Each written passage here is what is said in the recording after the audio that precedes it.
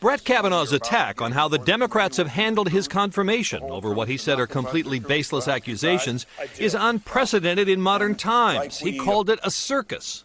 Fueled with apparent pent-up anger about President Trump and the 2016 election, revenge on behalf of the Clintons.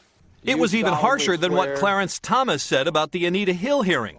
It is a high-tech lynching for uppity blacks who in any way deign to think for themselves. Some legal experts say Judge Kavanaugh's comments fighting for his own nomination did not violate judicial ethics about staying out of politics.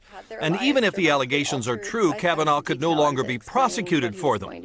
But they will likely hang over him if he's confirmed, as they have for Thomas. Kavanaugh's performance might earn him a seat on the court, but it absolutely damaged his reputation as a judge. If confirmed, Kavanaugh would take his place on a court where he's already well known from 12 years as an appeals court judge, a reliable conservative who would shift the court to the right.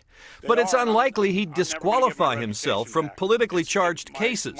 Supreme Court justices rarely recuse unless they have a financial conflict or were involved in a case at an earlier stage. Judge Kavanaugh has said the attacks on him destroyed his reputation. Now the question, could they affect the reputation of the Supreme Court? Pete Williams, NBC News, Washington. Hey, NBC News fans, thanks for checking out our YouTube channel. Subscribe by clicking on that button down here and click on any of the videos over here to watch the latest interviews, show highlights, and digital exclusives. Thanks for watching.